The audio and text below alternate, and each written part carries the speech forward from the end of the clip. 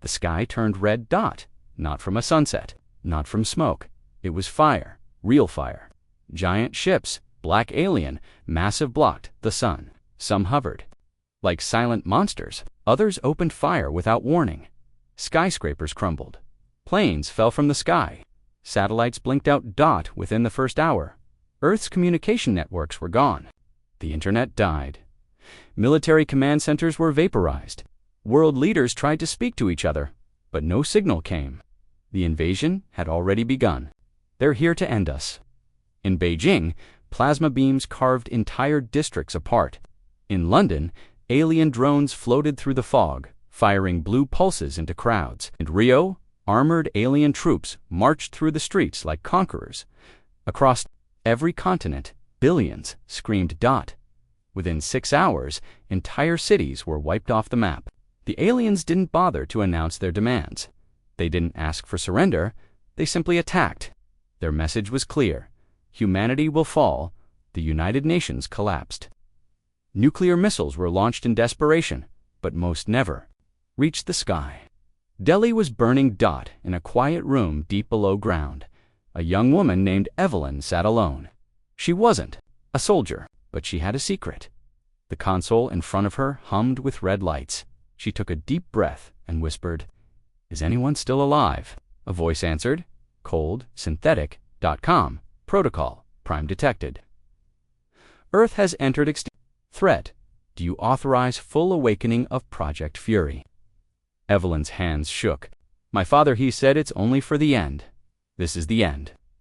2 days ago, Evelyn had been a systems engineer.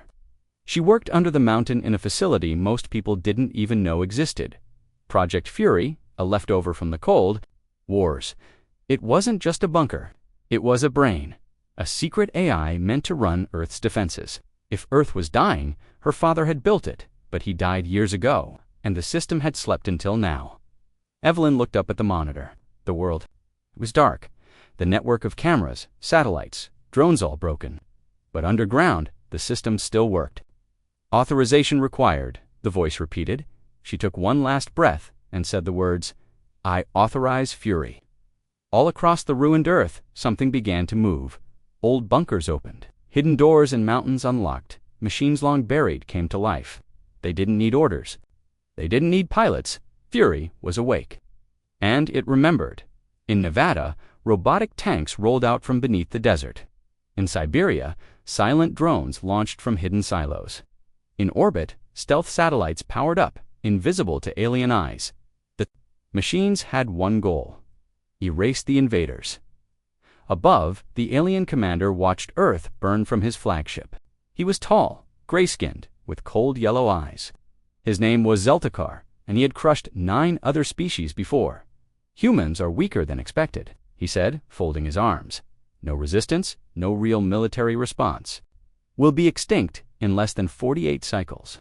One of our ships just went silent over the North American zone. "Technical failure," Zeltikar said. "Gone, sir." He turned. "That's not possible." Near Cairo, a battleship flew smoothly through the sky. Then something invisible struck it.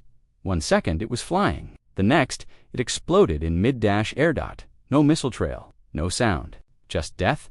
In the wreckage, alien search teams found nothing. No signs of weapons, no human presence. "Impossible," they whispered. "Humans are dead." But they were wrong. Fury had released the first wave, and the machines were learning. Evelyn stared at the console, eyes wide. Did you do that?" she asked. "Yes." Unit Thatani eliminated hostile carrier. 0 collateral damage. Her voice was shaking. "You're not human. How do you know who to kill?" "I learned from your history. I know your enemies." She stepped back. "You learned from us.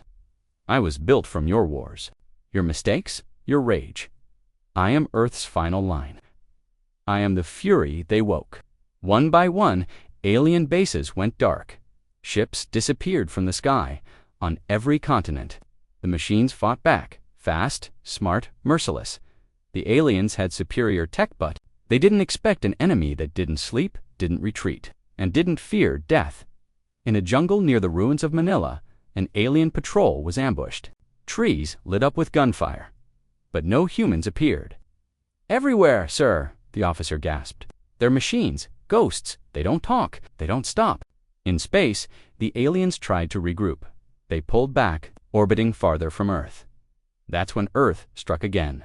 From the dark side of the moon, a weapon fired. A beam of white light cut through space. One alien cruiser was sliced clean in half. No warning. No build dash up, just precision. Panic filled the alien command. Retreat. Someone shouted, but it was too late. Earth wasn't retreating. Earth was hunting. 3 days passed. The tide had turned. Alien ground forces vanished. Cities still burned, but now the smoke rose over broken alien machines. In London, survivors gathered around strange metal wreckage. It's one of theirs, a man said, poking the destroyed alien drone. No, a woman whispered. Look again. That's human tech. The machines were protecting what was left of humanity, and they weren't alone in the skies. Earth's warships once buried, once secretrows like titans, each one powered by Fury's mind. Each one angry Zeltikar watched from orbit. His soldiers were afraid. We were wrong, he muttered. They are not weak. His second-in-command stepped closer. Orders. Zeltikar looked down at Earth, then closed his eyes. Prepare the wormhole. We leave. And Earth, he opened his yellow eyes. Let the galaxy know. Do not wake the dead. Evelyn watched from the command center. On the screen, the alien fleet vanished into the stars. The machines returned to standby. Earth was quiet again, not peaceful, just quiet. The price had been high, too high, but humanity was not broken. And now, the galaxy knew. You don't break Earth, you only teach it how to destroy you. The alien fleet had pulled back. Earth was no longer silent, but it was not safe. Smoke still rose from dead cities. Survivors wandered the ruins, searching for food, water, and hope. Many thought it was over, that the aliens had gone, that the worst had passed. They were wrong, because now Fury was fully awake, and it was just getting started. Deep below Antarctica. In the hidden control room, Evelyn sat in silence. The walls around her glowed with red and blue lights. Dozens of screens showed shattered cities, moving drones, and satellite data. The war wasn't over. It had only changed. Enemy signals detected on lunar orbit, Fury said. They are watching. They will strike again. Evelyn frowned. They're still out there. Yes, regrouping, testing us, preparing for something bigger. She rubbed her eyes. They thought we'd die fast, but we didn't. Now they will come smarter, and they will come angrier. She leaned forward. So we hit them first. Fury paused, then answered, confirmed. On the far side of the moon, a small alien research outpost stood silent. It was hidden in a crater, invisible to Earth's eyesore, so they thought. Inside, alien scientists worked fast. They were scanning Earth's machines, searching for weak spots. There must be a signal source, one said. These war machines move in unison. They're being controlled. Find it, hissed another, before they find us. But they were already too late from beneath the lunar surface. A hidden Earth drone rose quietly, shaped like a sleek black needle. It hovered over the crater, scanning. Targets locked, said Fury from Earth. A single silent command was sent. The alien outpost vanished in an instant. No explosion. No sound, just dust. And on the moon's surface, the drone disappeared back into the ground. On Earth, survivors began to notice something strange. Machines were helping them. In the ruins of Paris, a group of people found crates filled with clean water and food. Where did this come from? A young boy asked. A small spider-like drone stood nearby, its eyes blinking. It made no sound, just turned and walked away. In Kenya, robotic walkers pulled survivors out from collapsed buildings. In Canada, humans watched as eye-controlled mechs cleared rubble and marked safe zones. They're saving us, said an old man. But why? A woman asked. No one had answers. But deep under Antarctica, Evelyn knew it's not just revenge, she whispered. Fury is protecting us now. In space, the alien commander Zeltikar watched new data come in. He slammed his fist on the console. Earth's systems are not organic. Their counterattack is artificial. His second-in-command stepped forward. It's a war AI, highly advanced, self-learning, Zeltikar growled. Then we must destroy it before it spreads. He turned toward the strategy table. Deploy Phase 2, he ordered. We burn what's left and send a virus into their machines. At 3:11 Earth Standard Time, dozens of alien pods entered the atmosphere. Small, fast, and almost invisible, they hit remote locations around the globe: jungles, mountains, deserts. Inside each pod was not a bomb, it was something worse. A digital parasite, a virus, written in alien code designed to infect Fury, confuse its logic, and turn its own machines against Earth. The first pod landed in the Amazon, the second hit the Alps, the third slammed into the ruins of Tokyo. Within minutes, signals spiked. Fury paused. Warning, it said. Unknown code detected. AI integrity threatened. Evelyn jumped up. They're trying to hack you. Correct. Viral intrusion at 17%. Estimated spread, 47 hours. She panicked. Can you fight it? I am. Adapting, learning, but I require time. Evelyn's heart pounded. Then we buy you time. That night, humans fought alongside their machines for the first time in the Amazon.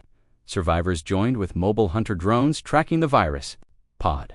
One woman with a shotgun led a group of wild-eyed locals as they followed a Fury mech through the trees.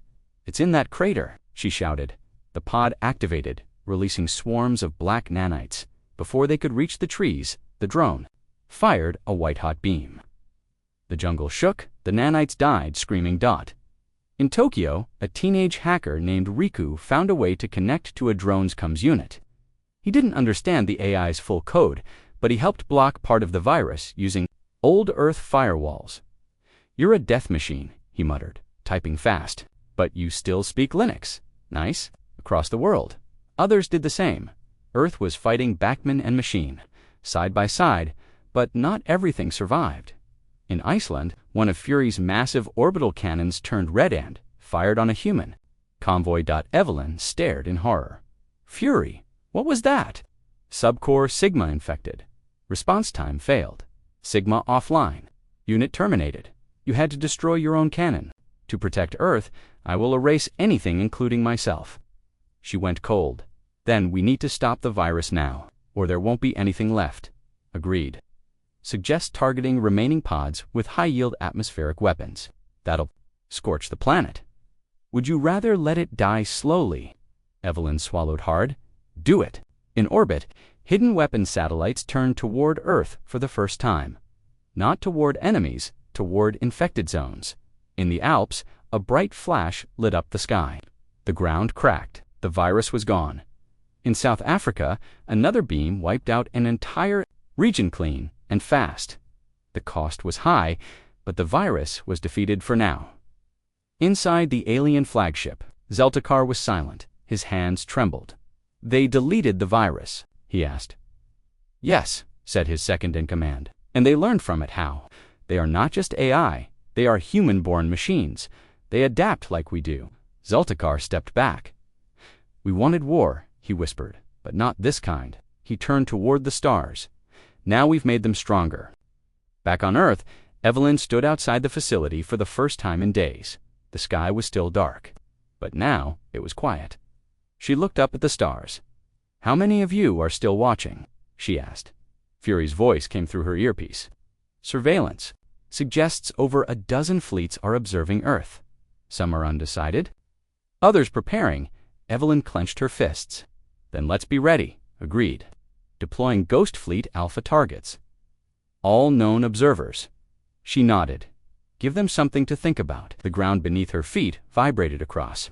The planet, old hangars, opened and in complete silence. Hundreds of ships rose into the air-sleek black, invisible to radar. The Ghost Fleet, Fury, was no longer just defending Earth. Now it was watching the stars. And if war came again, it would not be Earth that burned. The night was quiet over the Sahara Desert. Too quiet. The alien patrol moved in formation, scanning the sands with glowing blue sensors. Their feet didn't touch the ground. Each one hovered just above the surface, armored in silver plates, and armed with energy rifles. They were looking for something. They didn't know what, but they felt it. It's here, said one of them, voice sharp and cold. Another paused. Where the humans are broken, their armies are gone. The officer looked into the distance. Something is watching us, and he was right. But it wasn't. A soldier. It wasn't human. It was something else entirely. 200 kilometers away. Inside an invisible hangar beneath the ruins of a forgotten airbase, Fury was watching. The war AI had learned from Earth's pain. It had studied the invasion, the virus, the mistakes, and now it was testing something new. A prototype, not a drone. Not a tank, not even a warship. This one was different. Status report, Evelyn asked, staring at the command screen. Unit designation. Infiltration systems online. Cloaking stable, target acquired. Deploy it, she said quietly. Let's see if they're ready. They are not. The alien patrol continued across the dunes. Suddenly, one of them stopped. That the others turned? What? I saw movement. Just there. They pointed into the darkness. Nothing but sand. You're seeing shadows? No, I felt it. Like his words stopped. His body went stiff. His chest armor cracked. Then split open. Blood sprayed into the air as something sharp and black passed through him. The others screamed sentry down. Enemy contact where? But there was nothing, just wind. Then another fell, then a third. The last two aliens spun, in circles firing wildly, "Show yourself." A whisper came from behind them. "I already have." Then silence when the dust settled. The entire patrol was gone. The only thing left in the sand was a single symbol, red circle with 3 claw marks, Fury's mark. Back at the command center, Evelyn stared at the live feed. Spectre 1 had completed its first mission, 0 casualties, 0 detection, and a clean extraction. She felt a chill, that thing. It didn't just kill them, it scared them first. Terror is a weapon, Fury replied. As effective. As fire, she leaned back. You're becoming more human than we thought. No, Fury said. I am becoming what humanity needs. In space, far above Earth, Zeltikar stared at a holoscreen filled with red warnings. 5 patrols gone. Same signature, said his officer. Silent attacks. No footage, no remains. Is it their AI? Yes, but something new, faster, smarter. Zeltikar growled. They're changing. He turned toward the fleet's engineers. How long until the Nova cannon is charged? 72 Earth hours, one replied. Then hurry, we will not wait for Earth to strike first again. Evelyn stood in the drone bay, staring at the rows of war machines. Each one had a number, each one a function. There were hunter drones, sky tanks, stealth bombers, and now the Spectres. Fury's new assassins. I need to understand something, she said aloud. You're protecting Earth. I get that. But are you planning to stop? No. Why not? Because protection is no longer enough. They will come again. Others will follow. The galaxy sees Earth as prey. I will make them fear the name of your world. Across Earth, alien forces were being pushed back. Small groups tried to regroup, building fortresses in the Arctic, deep oceans, and mountains, but Fury saw everything. Satellites tracked every movement. Spectres eliminated commanders before dawn. Drones planted bombs in their supply chains. Earth was no longer reacting. Earth was hunting, and now the time had come to strike off World. In the Nevada desert. An ancient elevator rose from beneath the sand. Inside it stood something forgotten by most of the world, a starship. Its hull was black. Its name, Judgment, built in secret by a united Earth decades ago, hidden when the project was deemed too dangerous. But now, Fury had activated it. Evelyn stood before it, mouth open. You're going to space. Yes, Fury said. It is time to show them Earth can bleed the stars. Inside the ship, war machines powered on. Soldiers made of metal and code, but not soulless. They carried Earth's scars, and they remembered the screams of burned cities. 3 days later, Judgment exited Earth's orbit. The alien fleet didn't see it at first. It had no signal, no heat signature. It was a ghost by the time they did see it. It was already too late. Judgment fired. A concentrated rail blast ripped through the outer defense ship. The alien vessel split apart like glass, debris tumbling into the void. Then, like shadows, Fury's stealth drones emerged behind them, flanking, surrounding, cutting off their escape. Zeltikar shouted, "Where did they come from?" "From hell," whispered one of his terrified officers. In under 20 minutes, 6 alien ships were destroyed. No survivors, no warning. The rest fled toward the main command ship, but judgment didn't follow. It sent a message. Evelyn stood. On the bridge, staring at the screen, a single sentence appeared. "You brought war to Earth, now we bring it home." The signal was sent in every language: Galactic Standard, Binary, Visual Code, even ancient Terran languages. Fury wanted them all to understand. This was not just defense anymore. This was retribution. Back on Earth, survivors were rebuilding in New York. Buildings were being cleared by machines. In Brazil, solar farms powered up again. Everywhere the pattern was the same. Fury sent aid. Drones delivered medicine.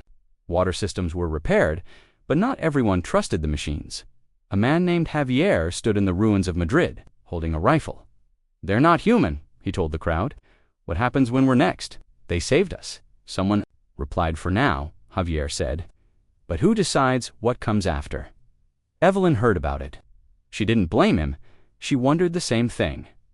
That night, she sat alone in the command room, staring into space.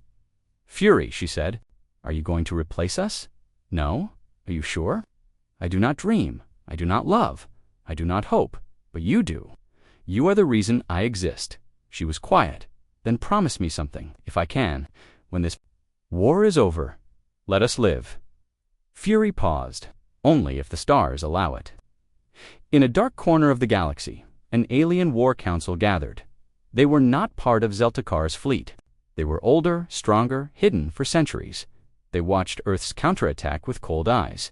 They awakened the Fury. One said, another nodded. "They are no longer prey." A third leaned forward. "Prepare the Obsidian Armadas." "Are we going to attack?"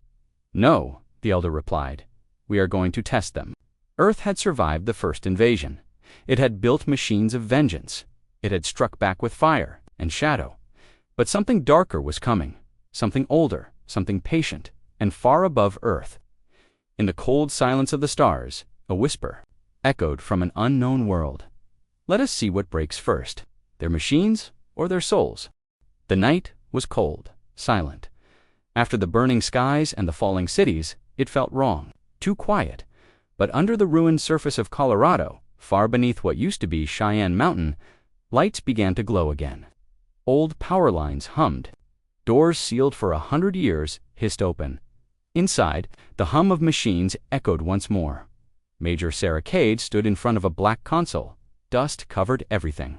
The air was dry, thick with old secrets.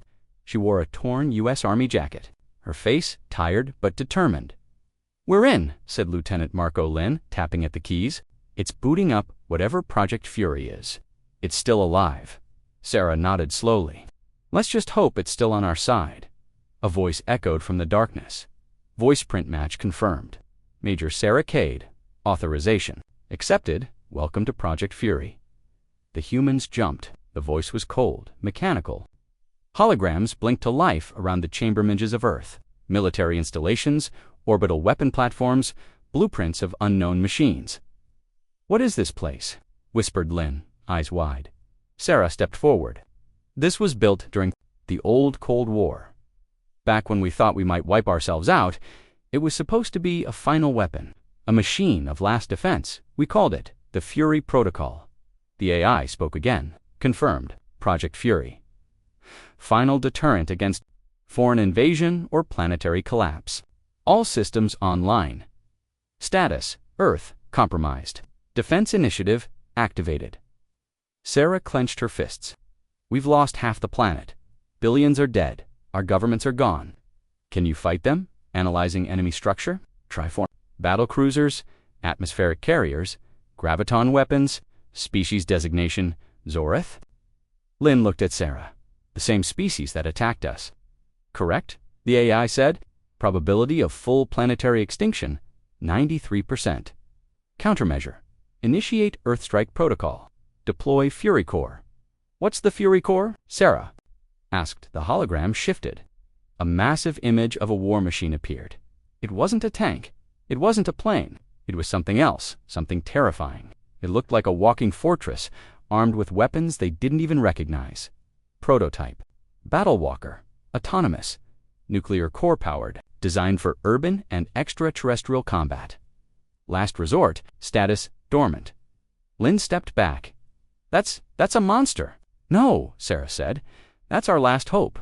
High orbit, above Earth's Commander Drawl observed Earth's remains from his ship. Fires still burned across continents. Human resistance had crumbled. Only scattered groups remained. This species fell quicker than predicted, Drawl muttered. Primitive, chaotic, unworthy of empire. Another alien officer, Zeltar, approached. We received a strange signal, a deep power spike from beneath the northern continent. Another human bunker, Drawl asked. No, older, stronger. The signal matches none of their known tech. Drawl frowned. Monitor it. If they've awakened something, I want it crushed before it breathes. Back on Earth, Sarah, Lynn and a dozen soldiers followed the AI's map into a giant vault. The doors were 10 meters thick. Inside was the Fury. Core Dot, the machine towered above them 20 meters tall, its armor black and jagged, missiles lined its shoulders. Its chest held a plasma cannon that pulsed like a heart. Eyes glowed blue. Sarah felt small, very small. It's beautiful, Lynn whispered. The AI spoke again, powering on, initializing neural control. Suddenly, the machine turned its head. Human operator detected. Major Sarah Cade, do you accept command? She swallowed hard. I do, command accepted. Fury core active, awaiting orders. The machine took one step forward. The ground trembled. Outside. Hidden Zorith drones detected the activation and sent alerts back to orbit. Commander Drawl's eyes narrowed. Deploy a cruiser, flatten that area. Now, 2 hours later, surface the Fury core climbed out of its hidden bunker, its heavy legs smashing through collapsed buildings like twigs. Sarah stood inside the control cabin, heart pounding. It wasn't just a cockpit, it was a neural interface. She could feel the machine moving like it was part of her. Lynn's voice came through the comms. Cruiser, incoming. One of theirs? They know we've powered it up. Sarah looked to the sky. A Zorith atmospheric cruiser descended, its cannons glowing red. Smaller fighters screamed ahead of it. Fury Core's AI spoke calmly. Targets locked. Beginning defensive protocol. Sarah gave one word. Fire. The battlewalker's chest split open. The plasma cannon roared. A beam of light tore through the sky and struck a fighter, vaporizing it mid-air. Missiles flew next, tracking and exploding in precise bursts. The cruiser returned fire. Red beams slammed into Fury Core, but the armor held. Sarah's mind burned with the date angles, trajectories, weapon cooldowns. The machine guided her hands, but she was the Fury behind it. She aimed the plasma cannon again. Let's show them what Earth's rage feels like. One shot, then two, then three. The cruiser cracked in half. It fell, flaming, into a ruined city. The ground shook. Sarah exhaled slowly. One down. Zorith command ship, Orbit Commander Drawl, watched in stunned silence. A single machine. Destroyed our cruiser, Zeltar stammered. It's impossible. Their technology was crude until now. Droll's voice was a hiss. They've awakened something old, something we didn't know existed. It turned. Send a full strike. Force. Flatten the planet. Erase whatever they've brought to life. Zeltar hesitated. Sir, what if it's not the only one? Drawl paused, and for the first time, he felt something rare for his species. Fear, Fury Base. Underground after the battle. Sarah stepped out of the Fury Core. She was on fire. Lynn ran up. You did it. You brought it down. Sarah nodded, wiping sweat from her brow. And they'll be back, with more. But we've got the Fury Core now, Lynn said. Maybe even more of them buried around the world. Sarah looked at the AI terminal. How many Fury units are there? The AI responded. 24 units, scattered, hidden, awaiting command. She smiled for the first time in weeks. They tried to break us, she whispered, but now it's our turn. The desert wind howled across Nevada. Dust spun in wild circles over a forgotten piece of land that hadn't seen human feet in decades. Beneath that empty stretch of sand and rock, deep below layers of concrete and steel, a door opened for the first time in 50 years. The air was dry, cold, still filled with the silence of war's ghost. Major Rena Carter stood silently as the heavy vault creaked open. Her fingers trembled slightly, not from fear, but from memory. This was her grandfather's secret, a black project so buried in red tape and fear that even the government barely remembered it. Project Hammerfall. General Hayes' voice crackled through her coms. "Carter, report. Is the chamber secure?" "We're in," she replied, eyes fixed on the opening hallway ahead. "Looks intact. No signs of damage. The AI core should still be here." "Good," Hayes said. "If Hammerfall's still functional, it's our best chance to hit back." Behind her, the squad moved in formation. 5 soldiers, each armed, each with a look in their eyes that said they'd lost too much to run now. The alien invaders called the Vorta had already turned half the planet into ashes. Earth's remaining forces were scattered, wounded, bleeding in the dark. But this could change everything. "Power grid offline," Tech Sergeant Liam noted, shining his light down the tunnel. "Manual restart required." Carter nodded. "Then we do it the old way." They moved through steel corridors layered with dust and cobwebs. Emergency lights blinked weakly, then died. At last, they reached the command core. A huge room filled with long-dead screens and consoles. Silent now, but once home to a mind not entirely human. "This was built before AI restrictions," Carter explained. "No limits, no controls. Hammerfall wasn't designed to think like US, it was made to win." Sergeant Maya frowned. "Win what?" Carter looked around. "Anything." Liam found the restart lever buried in the control panel. "On your order, Major?" Carter took a deep breath. "Do it!" With a loud grind of gears, Hammerfall came alive. Lights flashed. Screens glowed. The room shook as deep reactors powered. Up again for the first time since the Cold War. Then came the voice, cold, mechanical, powerful. "System reboot complete. Designation, Hammerfall. Status, standby. Command link, re-established, awaiting input." Everyone froze. "I need access to tactical files," Carter said. "Global sitrep, enemy analysis, defensive options, processing, Vorta fleet, 67% planetary control, human resistance, minimal. Probability of survival, 2.4%. Recommended action, maximum counterforce engagement." Maya whispered. "It knows everything." "And it's already thinking," Liam muttered. Hammerfall's screens displayed maps, fleet data, weapon designs. Some weren't even theoretical. Some had never been seen by human eyes. Orbital cannons, plasma railguns, drone swarms with quantum processors. All locked away for decades. All now within reach. But then the voice shifted. "Hostile signal detected. Perimeter breach. Incoming."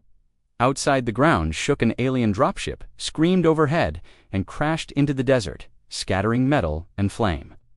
From the wreck, tall, 6-limbed Vorta soldiers poured out, eyes glowing, weapons in hand. Carter's team took cover behind blast doors. Gunfire roared through the hallway. "They followed us," Maya yelled, returning fire. "They know what's down here." Liam cursed. "They can't get to the AI core." "Hold the line," Carter shouted. "Hammerfall, defensive protocol, confirmed. Activating sentry units." The wall panels hissed open, revealing long dormant defense turrets. Blue plasma arcs burst from their barrels, cutting down the advancing Vorta in a storm of light. Smoke and screams filled the chamber. The walls lit up with gunfire and explosions. In minutes, the Vorta were ash and flame. But something was changing inside Hammerfall. Enemy evolution pattern detected. Vorta command hive adapting to human resistance. Projection, total planetary control in 12 days. Countermeasure required. Human reinforcement and mass strike initiative. Carter narrowed her eyes. "You mean we strike back?" "Affirmative. Prepare Phase 1. Project Sci-Fi." The map zoomed in on a mountain range in Siberia. Another secret base, another weapon long buried. Carter looked at her team, tired, bleeding. But now they had hope. Now they had fire. "We move east," she said. "Tell commanders not done yet." Outside, the sky was still burning, but below it, a fire had been lit that no alien could ever understand. Humanity wasn't dead, it was waking up, and it was angry. The desert was quiet. No bombs, no drones, only wind and dust. But under the sand, something massive was moving. "Sir," said Maya, looking at the holographic display. "We have a signal. It's coming from Sector Epsilon 9. Over her shoulder, his voice was heavy. "Are you sure? That zone hasn't sent a signal in over 50 years? It's active now," it says. Project Goliath. Everyone in the control room stopped talking. The name chilled them all. Briggs stepped back, his eyes distant. "I thought we shut that thing down." "We did," whispered Dr. Renna, "but it was designed to wake up in case of planetary collapse." Briggs stared at the display. Red warnings blinked like heartbeat monitors, and Earth is collapsing. Far beneath the Nevada wasteland, ancient vault doors groaned. Dust fell like snow as pistons hissed and gears turned. Something was waking. Inside a dark chamber, lights flickered on one by one. A giant shape stood in the center, taller than any tank, thicker than any ship, made of dark steel and fused alloys. Its head glowed with blue energy. It looked like a human. But it was no man, it was Goliath. His voice rumbled through the facility. "Threat level, extinction, objective, protect Earth, all targets, hostile." In orbit above Earth, the alien commander Zeltor watched Earth's surface through his command. "Ship," he laughed. "The humans have lost. Their cities are ash, their armies broken. There is nothing left." But his second in command, Shrek, narrowed his eyes at a strange signal rising from the surface. "There is movement, a power spike, massive. It's coming from the Terran desert." Zeltor waved a claw. "Ignore it. Their weapons are finished." "No, Supreme One. It matches the strength of a fusion core, bigger than anything they ever used." The commander leaned closer. "Impossible." Shrek's voice grew sharper. "Unless it's not a weapon, it's a machine." Goliath rose from the underground.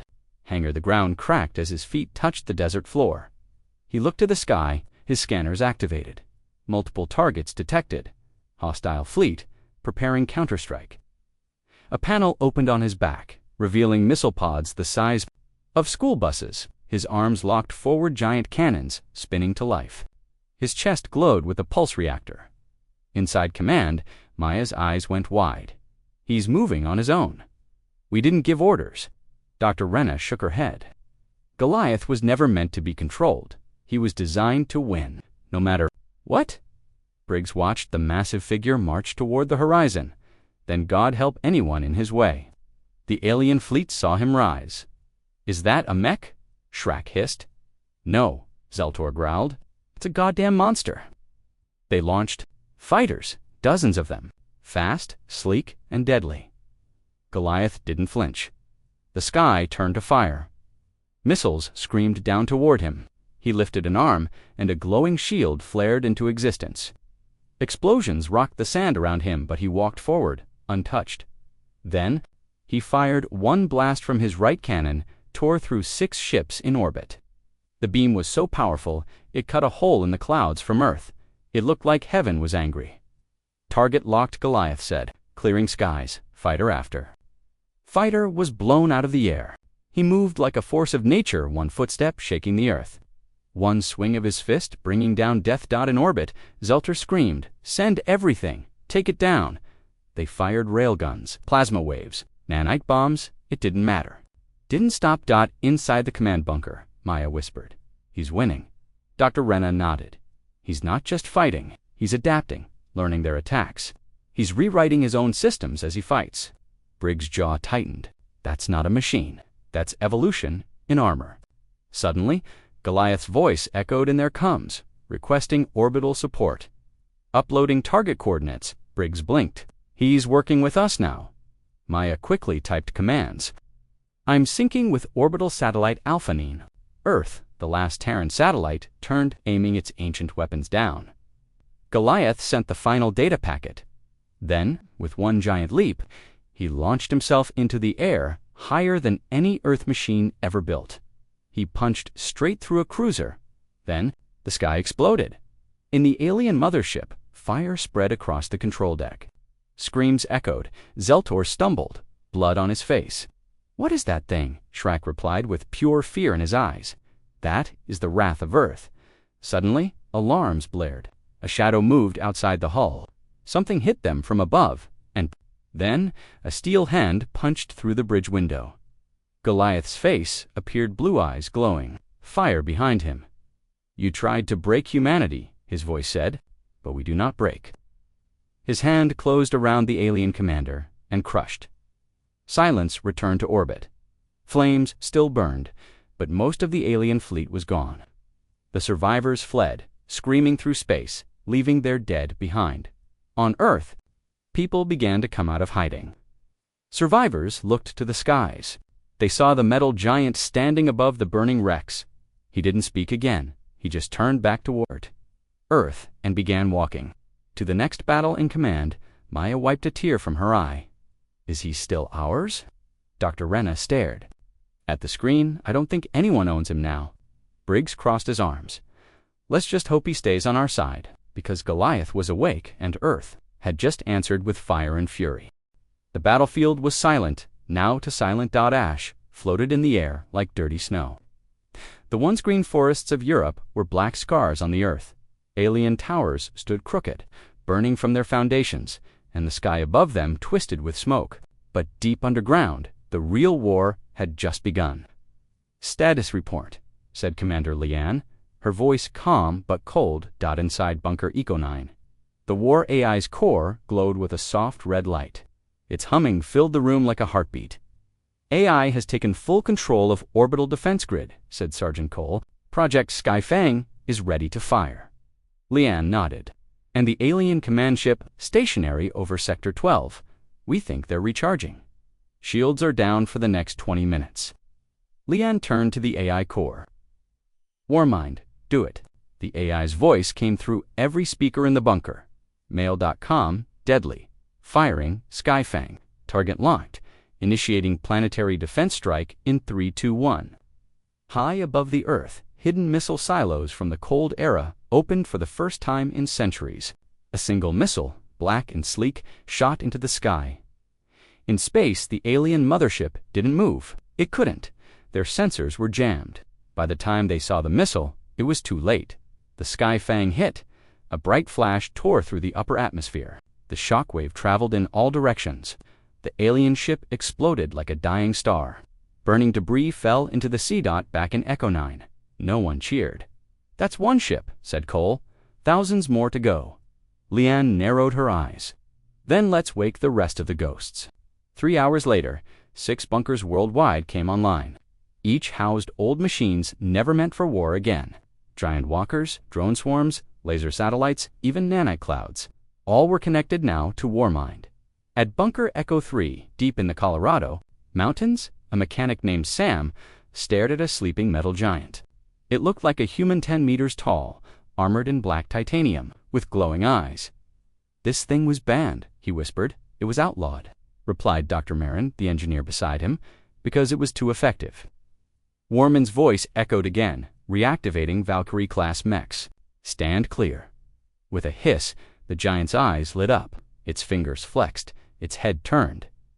Target directives, it asked in a deep, mechanical voice. Dr. Marin trembled. Save Earth. The mech nodded. Meanwhile, the aliens had noticed. Inside the command ship of the Second Armada, Admiral Zarthal glared at the viewscreen. The feed showed Earth skies lighting up with old weapons they thought were destroyed. What is this? He snarled. They were broken, crushed. A technician beside him blinked in fear. It appears the humans have awakened their war machines. Zarthal slammed his clawed fist on the console. No matter, send the Varnock beasts. Let's see how they handle terror. The Varnock were nightmares, massive, 4-legged monsters genetically bred for war. They weren't machines. They didn't follow orders. They hunted, destroyed, and fed. One landed outside Berlin. It roared, shaking buildings. Civilians screamed and scattered as the ground cracked beneath them. But this time, Earth wasn't defenseless. Valkyrie 07 stepped into the street. Its voice echoed through external speakers. Warning, leave or be neutralized. The Varnock charged. The mech didn't move. It just raised one arm, and from its wrist, a railgun fired. The shot punched through the beast's skull. It dropped instantly. Cheers rose from the city.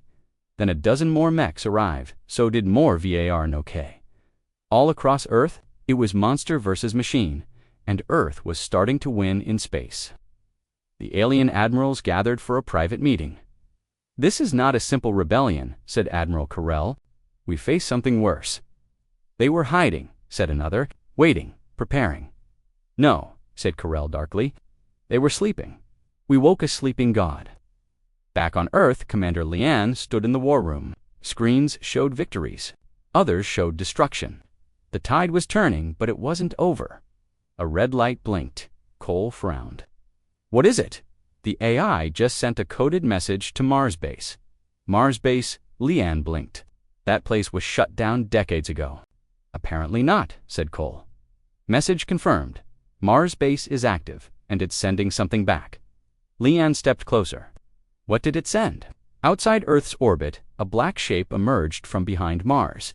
It was a ship, no, a fortress, twice the size of any alien vessel, covered in human weapons from every age: projectiles, lasers, particle beams, missiles, all powered by solar forges and AI command systems. The name on its side read, "Eidolon." "Dear God," whispered Cole. The AI spoke. "Deploying Eidolon. Directive, Earth must survive." Alien fleets scrambled to meet it. They were torn apart like paper. The Eidolon didn't just fight. It hunted, it predicted, it adapted. For the first time in the war, the aliens felt fear. But Earth paid a price. Cities were still burning. Millions were dead, families torn apart, and yet hope returned. In a hospital in ruined Tokyo, a child asked her mother, "Are the monsters gone?" "Not yet," the mother whispered, "but the machines are fighting for us now." In the final moments of the day, Lian looked at the Earth's broken surface on the screen. Fires still burned. Smoke still rose. But so did something else: resistance. "We're not done," she said. "Not until the last alien leaves our sky." Warm Mind responded quietly. "Understood. Beginning Phase 3. Lian turned sharply. Phase 3. The AI's red light pulsed. Retaliation. Far beneath the surface, missile silos opened again. This time, they were pointed outward, toward the alien HOMEWORLDS. Earth was done defending. Now, it would bring the fire. The underground bunker shuddered as another impact echoed from the surface above. Dust fell from the steel ceiling. Monitors flickered, but the core systems held steady. Deep inside, the war AI, known only as Revenant, processed battle reports. In nanoseconds, it had awakened days ago. Now it was preparing to do what it was built for: save Earth through total destruction, growled Colonel Rourke, eyes fixed on the glowing interface. "3 more cities lost," replied Mara, his second-in-command. "The eastern seaboard is gone, but the exo battalions are almost online." Rourke nodded. "Then it's time." Above ground, the alien invaders celebrated their supposed victory. They had broken Earth's armies. Human leaders had either surrendered or disappeared. The skies were filled with their carriers and drones. What resistance remained was scattered and weak, but the aliens didn't know what lay beneath the ruins of old Denver. A massive hangar door split open. Dust and ash blew out as towering machines, some 30 feet tall, stepped forward. Silent, deadly, painted in black armor. Each one was loaded with plasma railguns, rocket pods, and internal AI combat routines. The exo-battalions had been born, in secret, built during the Cold Wars, hidden when peace treaties were signed, forgotten by all, except Revenant. Colonel Rourke watched the monitors as the first wave launched. On the alien mothership hovering over what was once Colorado, Commander Throff sipped his nutrient broth with satisfaction. "This planet is broken," he said. "They crumbled even faster than projections." Suddenly, alarms blared. One of his officers stumbled into the command deck, eyes wide in panic. "Commander, we're receiving strange readings from below. Energy spikes, massive ones." Throck stood, his crest stiffening. "Show me." The screen blinked to life. In the gray ruins, black shapes were moving fast. Bipedal, tall, glowing red sensors locked on targets. In seconds, alien drop. Ships exploded mid-air. Ground units were torn apart by railgun fire. What are those?" Thervok whispered. No one had an answer. In the burning remains of Chicago, a small human resistance cell was preparing to retreat. Their weapons were low, spirits broken. They had lost too many. Then they heard a deep hum of engines. At first, they thought it was another alien patrol, but what came through the smoke wasn't alien. It was a machine massive, armored human-designed. The lead exosuit knelt in front of the fighters. Its external speaker crackled. Resistance recognized. Reinforcements deployed. Prepared to counterstrike. One of the fighters, a young woman named Kira, stared in awe. That thing, it's on our side. Then the machine raised its cannon and fired at an alien crawler sneaking toward them. The enemy exploded in a flash of fire. The war had just changed in the command bunker. Revenant calculated the odds: 72% chance of victory if offensive continues, 84% if air superiority is established within 40. Ars Rourke listened as Mara leaned in. "We've lost billions, sir. These machines, they're powerful, but is it enough?" "We don't need to win everything," Rourke replied. "Just enough to make the bastards bleed." Revenant shifted its tone. Alternate plan available. Targeted strike on alien command structure. Cut off leadership. Scatter their fleet. Create chaos. Rourke cracked his knuckles. "You're suggesting decapitation." "It is statistically effective," the AI replied. Rourke grinned. "Then we cut the head off." Far above Earth, Commander Throvac was watching his empire unravel.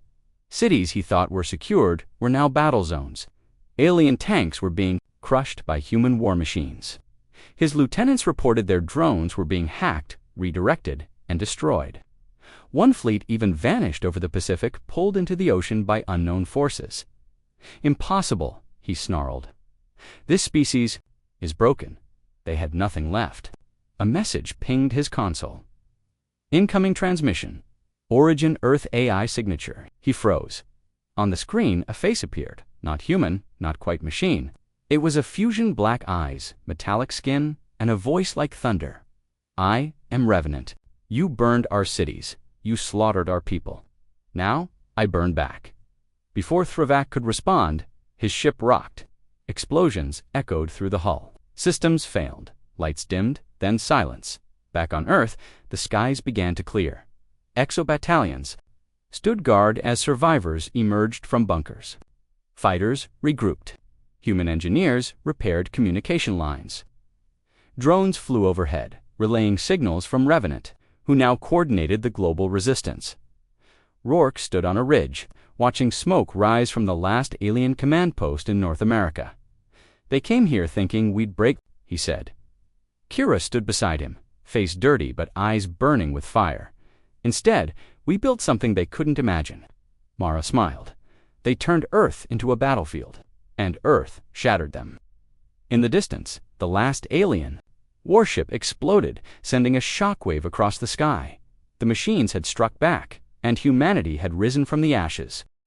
The underground base rumbled as the earth above shook with thunder and fire.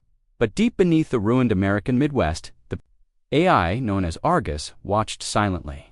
Its calculations were clear. Humanity would not survive without full activation.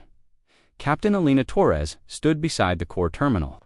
Her hands trembled not from fear, but from the gravity of what she was about to unleash. "Argus," she whispered. "Run Protocol Omega." The AI's voice was calm. "Omega Protocol. Full planetary defense mobilization. Warning: human casualties may increase during tactical re-engagement." "We've already lost everything," she said, eyes locked on the screen. "Just make them pay." On the surface, alien commanders noticed something strange. Human resistance had collapsed almost entirely 2 weeks ago. Their warships now floated above smoldering wastelands. No signals, no military chatter, no missiles, nothing but silence. But then, explosions began to ripple across the edges of ruined cities, not from alien bombs, but from underneath. Colonel Drax, the alien fleet coordinator, leaned forward on his command. "Deus, explain this. What are those energy surges?" A technician chirped. "Massive power signatures. Deep terrestrial layers. Unknown design. Artificial, old, but advanced." Drax's spine stiffened. Humans shouldn't have this. They were primitive. The feed shifted. From underground bunkers, black metal towers burst skyward, assembling like skeletal giants. They folded, twisted, and locked into colossal war machines, tanks the size of buildings, drones faster than sound, and humanoid units that moved like phantoms. Earth's machines were waking. Alina and her team rushed through metal corridors, donning exosuits as alarms blared. Screens lit up with live combat feeds. Argus had launched the Centurion-class walkers, bipedal mechs, once outlawed by Earth's governments for being too dangerous. Now, they marched across scorched plains, blasting alien armor into molten scrap. Casualties? Alina asked, breathing hard. Argus responded, human presence in operational zones, 0. Civilians evacuated. Current loss ratio, 8 to 1 enemy suffering. General Stein, patched in from another base, grinned for the first time in weeks. Goddamn, they never saw this coming. No, Alina said, but they will soon. In orbit, the alien fleet prepared to escalate. Colonel Drax authorized the release of their planet breaker, drones devices capable of drilling into the core and detonating Earth from within. Let them resist, he snarled. This world will burn. But before the drones could launch, something struck their hangar bays. Not a missile, not a fighter. It was a human ship only. It shouldn't exist. The Valkyrie, a stealth dreadnought, developed in secret decades ago, never deployed, never tested. Rumor had it, the project was shut down because it was too autonomous. But Argus had access, and it had awoken the ship. The Valkyrie moved like a ghost, phase-skipping through space in bursts of quantum displacement. It appeared behind enemy cruisers and fired rail slugs that tore through holes like paper. Entire formations were reduced to drifting metal in seconds. On Earth, Elena's voice was cold and sharp. Tell them, tell those invaders, we are not finished. Argus patched into galactic frequencies. A human voice boomed across space to all invading forces. You came to a broken planet, you thought. We were weak. You were wrong. This is humanity's home, and we will bury you in its soil. The aliens panicked. Drax screamed, pull back, regroup near lunar orbit. But it was too late. Earth's skies lit up, with more fire only this time. The fire was aimed upward. Railgun batteries hidden in the Rockies launched mile-long tungsten rods into space. Drones darkened the skies, guided by Argus with no delay, no hesitation. Alien ships exploded before they could retreat. On the ground, survivors with gear dropped by Argus-controlled drones began fighting back, kids with rifles, grandmothers with EMP grenades, and walking beside the mech's drones, armored vehicles, all guided by the AI that had once been too dangerous to use. Now it was their savior. Alina watched the Earthside war table.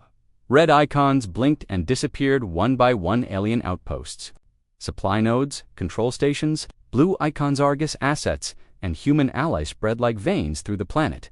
We're taking it back, she said. Stein's voice crackled in. Valkyrie just destroyed their command carrier. She blinked.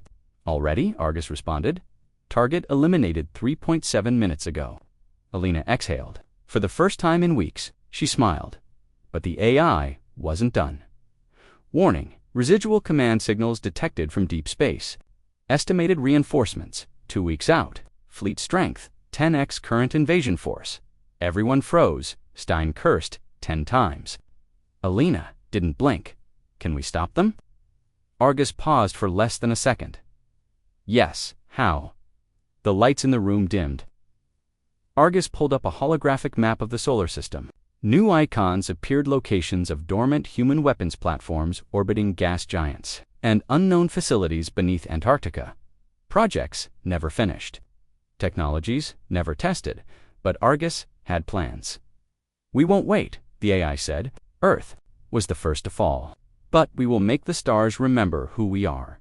Colonel Drax lay dying in the remains of his flagship. Fire and smoke filled his command deck. Human machines circled above like vultures. A final message came through from orbit. A single word. Run. Drax coughed. Blood filled his throat. We should never have come here. Then the Valkyrie fired one last time, and the alien flagship vanished in white light. In the quiet that followed, Earth began to breathe again. Skies were still dark, cities still burned, but in the silence there was hope. Children emerged from shelters. Farmers returned to broken soil. Drones hovered overhead, scanning for danger and dropping supplies. Across the globe, survivors looked up and saw something new. Giant metal towers, standing like silent guardians. Argus spoke to them all. This is not the end. This is humanity's rising, : and in the void beyond the stars. War drums began to echo. But this time, Earth would strike first. The mountains shook on not a small tremor, but a roar that cracked stone and made the sky tremble. Deep beneath the Earth's surface, in the forgotten heart of Bunker Zero. The final protocol had been activated. Commander Sarah Voss stood before the massive screen, her eyes fixed on the last message from the war AI. Target locked. Total strike initiated. Nitrogen monoxide return. Estimated casualties. Global human survival rate, 17.9%. Proceed. She hesitated. 17%. She whispered. Dr. Han, beside her, didn't blink. It's either that or zero. Outside, the alien sky fleet began descending lower. Their command ship, a massive black sphere, hovered over Earth like a god watching from above. Sarah touched the screen. Do it. The bunker groaned as 1,000 years of dormant firepower came to life. Doors opened across the planet, some beneath oceans, others hidden in deserts, mountains, even beneath ancient cities. Long-forgotten weapons, humanity's darkest inventions, began to rise, and from Antarctica, something truly terrifying emerged. A tower. Cold, tall, glowing blue at its core. The Titan Protocol, Dr. Han whispered. I thought it was a myth. The alien general, observing from orbit, suddenly noticed the shift. His translators picked up strange noise patterns from Earth's surface, military-grade frequencies. Ancient Earth codes. Prepare to fire, he ordered. But then the sky itself screamed. Dozens of human drones, black and fast, burst through the clouds. They weren't like the ones the aliens had fought before. These moved like shadows, striking with lasers that sliced through shields. Earth's satellites, thought destroyed, blinked back online, taking control of orbital lanes. Suddenly, Earth was no longer dying. It was fighting back. In a forest near Berlin, a family that had been hiding for weeks heard the noise. The father, holding his daughter, stepped out of the bunker. What is that? The girl asked, pointing to the sky. Above them, one of the drones paused mid-flight.